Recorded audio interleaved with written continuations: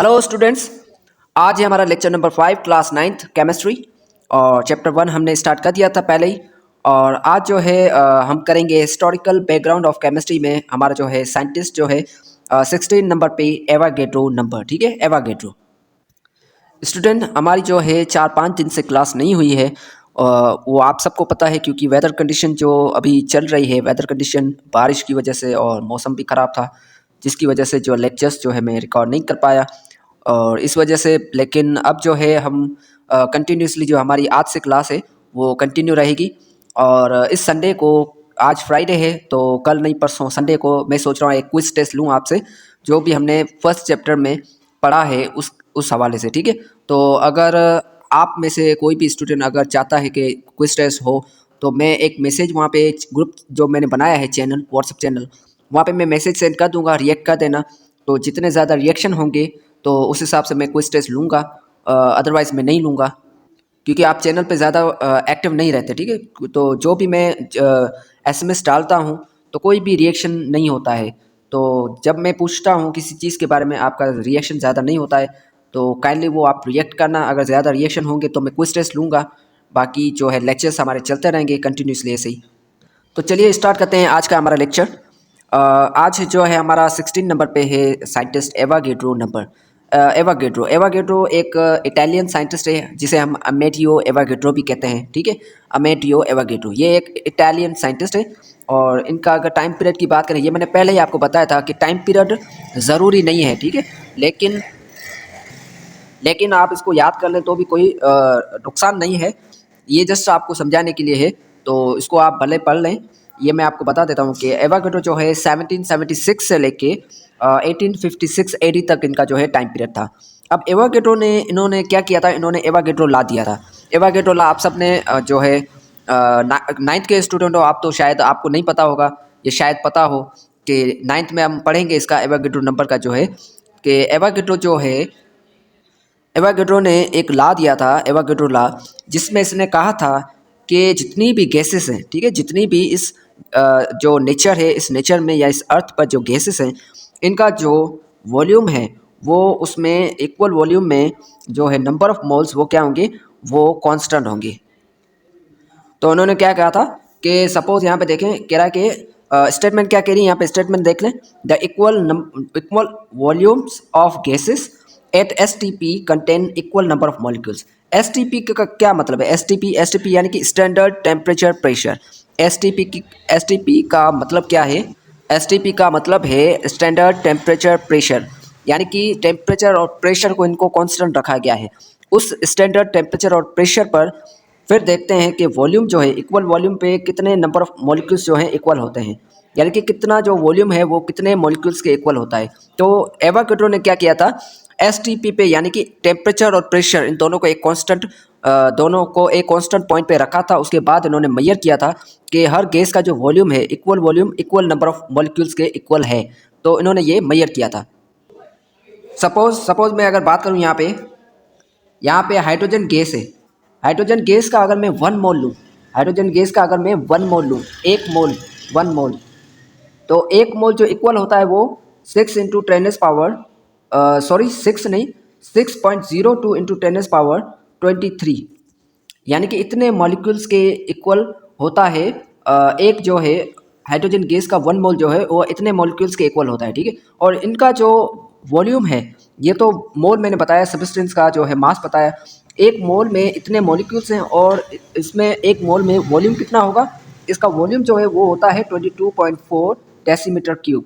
22.4 decimetre cube, यानी कि ये जो है इक्वल वॉल्यूम है और इक्वल मॉलिक्यूल्स हैं। अगर ऐसे ही अगर मैं नाइट्रोजन गैस का लूँगा तो उसका अगर वन मोल लूँ तो उसका भी वॉल्यूम सेम ही रहेगा, 22.4 डेसीमीटर क्यूब।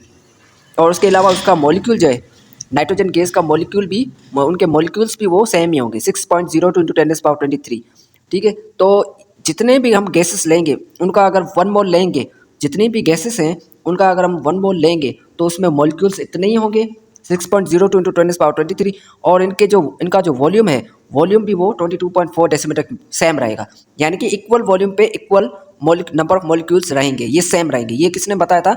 एवोगैड्रो नंबर ने बताया था। ठीक है, ये साइंटिस्ट जो है एवोगैड्रो ने बताया था। उसके बाद हमारे पास है जैक्स चार्ल्स। ये क्या है? ये साइंटिस्ट है विलियम्स जैक्स चार्ल्स। ये एक फ्रेंच साइंटिस्ट है, ठीक है, केमिस्ट है। और इनका जो टाइम पीरियड है वो 1746 से लेके 1823 एडी तक। अब इसने क्या किया था? Describe the gases law. अच्छा, इसने जो है गैसेस लॉ दिया था, ये भी हम इसी में पढ़ेंगे। ठीक है, इसमें आपका जो चैप्टर होगा गैसेस लॉ, इसने गैसेस लॉ जो है वो दिया था। गैसेस के बारे में बताया था कि कितनी गैसेस जो उनका वॉल्यूम है उनमें कितने मॉलिक्यूल्स हैं, ठीक है, वो कितना जो है वॉल्यूम है या कितने अमाउंट के इक्वल है, अमाउंट ऑफ सब्सटेंस के इक्वल है, तो इनके बारे में इसने बताया था। उसके बाद है हमारे पास 18 नंबर पे पैटेट। पैटेट जो है एक फ्रेंच साइंटिस्ट है, फ्रेंच साइंटिस्ट है। और इनका जो टाइम पीरियड है वो 1741 से लेके 1820 तक एडी तक। ठीक है, तो ये इनका टाइम पीरियड है। और इनकी अगर कंट्रीब्यूशन या इन्वेंशन की अगर हम बात करें तो पैटेट ने जो है determined the classical expression for molar specific heat capacity of chemical elements. यानी कि इस हमारी जो अर्थ पर जो केमिकल एलिमेंट्स हैं, केमिकल जो सब्सटेंस है, उनकी जो मोलर स्पेसिफिक हीट कैपेसिटी है वो उसने उनकी जो है एक्सप्रेशन बताई थी। ठीक है, उनको एक्सप्रेस किया था। उनको क्या किया था? एक्सप्रेस किया था। देखिए स्टूडेंट, जब मैंने एक्सप्रेशन का मतलब क्या है? जैसे वाटर कैसे बनता है? वाटर आपको भी पता है, हमें भी पता है कि वाटर का फॉर्मूला जो होता है वो होता है H2O। वाटर का फॉर्मूला क्या होता है? H2O। तो वाटर बनता कैसे है कि जब हाइड्रोजन गैस H2 वो ऑक्सीजन गैस से मिलेगी तो वो क्या बनाएगी? H2O। ठीक है, वो क्या बनाएगी? H2O। तो यहाँ पे ये मैंने क्या किया? ये मैंने वाटर को एक्सप्रेशन में जाहिर किया, एक्सप्रेशन के थ्रू इसको जाहिर किया कि कैसे हाइड्रोजन गैस और ऑक्सीजन गैस मिलकर वाटर बना रही है। तो ये हमने क्या किया? ये एक्सप्रेस किया, तो इसे हम कहते हैं एक्सप्रेशन। और तो इन्होंने क्या किया? जो पैटेट है इसने मोलर स्पेसिफिक हीट कैपेसिटी को एक्सप्रेस किया। ठीक है, एक्सप्रेशन में उनको समझाया कि किसी भी केमिकल एलिमेंट्स की वो मोलर स्पेसिफिक हीट कैपेसिटी कितनी होती है, क्या होती है। ठीक है, और अब स्टूडेंट यहाँ पे समझते हैं molar specific heat. Molar specific heat capacity क्या है? मोलर स्पेसिफिक हीट जो है वो अमाउंट, हीट का वो अमाउंट, ठीक है, तो हीट का वो अमाउंट जो हमें किसी भी सब्सटेंस का जो एक मोल है, यानी कि ये अब देखें यहाँ पे ये कोई केमिकल सब्सटेंस है। यहाँ पे ये क्या है? कोई केमिकल सब्सटेंस है। अब इस केमिकल सब्सटेंस का अब टेम्परेचर अभी क्या है? अभी टेम्परेचर नॉर्मल जो है 37 सेंटीग्रेड होगा, इतना ही कुछ होगा रूम टेम्परेचर के हिसाब से। अब ये कोई सब्सटेंस है, इसका हमें टेम्परेचर बढ़ाना है। ठीक है, तो इसका टेम्परेचर जो है 37 से अभी हमें इसको इंक्रीज़ करना है। तो इस टेम्परेचर को इंक्रीज़ करने के लिए, बढ़ाने के लिए और ये सब्सटेंस कितना है? ये सब्सटेंस 1 मोल है। ये सब्सटेंस कितना है? 1 मोल है। किसी भी सब्सटेंस का हमने ये 1 मोल लिया और इस 1 मोल का जो टेम्परेचर है उसको हमें 1 सेंटीग्रेड से, यानी कि 1 सेंटीग्रेड इनका इंक्रीज़ करना है हमें 37 से 38 तक, यानी कि 1 सेंटीग्रेड इसका इंक्रीज़ करना है। तो इस 1 मोल सब्सटेंस का जो 1 सेंटीग्रेड जो हमें टेम्परेचर इंक्रीज़ करना है, उसके लिए हमें कितनी जो है हीट चाहिए, कितना हीट का अमाउंट जो है रिक्वायर है, उस हीट के अमाउंट को हम मोलर स्पेसिफिक हीट कैपेसिटी कहेंगे। आई होप आपको ये क्लियर हो गया होगा कि यहाँ पे देखें, दोबारा यहाँ पे सॉरी, यहाँ पे देखें कि ये एक किसी भी सब्सटेंस का 1 मोल है और इसका जो है हमें पहले टेम्परेचर कितना है? 37। हमें इसको 38 तक लेके जाना है, यानी कि इसका 1 डिग्री सेंटीग्रेड टेम्परेचर हमें बढ़ाना है। 1 डिग्री सेंटीग्रेड टेम्परेचर जो है 1 मोल सब्सटेंस का बढ़ाना है, तो उसके लिए कितनी हीट हमें चाहिए, हीट का कितना अमाउंट हमें चाहिए, तो इस अमाउंट को हम कहेंगे मोलर स्पेसिफिक हीट कैपेसिटी।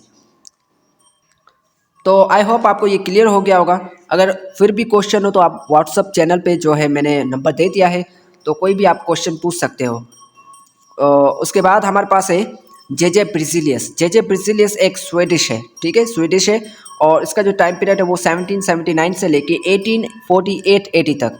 इनकी अगर हम कॉन्ट्रीब्यूशन की बात करें तो इसने जो है सिंबल्स, फार्मूला, केमिकल इक्वेशन जो है इनके बारे में इन्होंने स्टडी की थी, यानी कि इनके बारे में हमें बताया था। ठीक है, तो introduce symbols, formula and chemical equation two makes study more systematic, यानी कि चीज़ों को अच्छे तरीके से समझने के लिए इन्होंने क्या किया, सिंबल्स दी, उनके बाद फार्मूलाज दिए, उसके बाद केमिकल इक्वेशन दी कि चीज़ों को कैसे समझना है।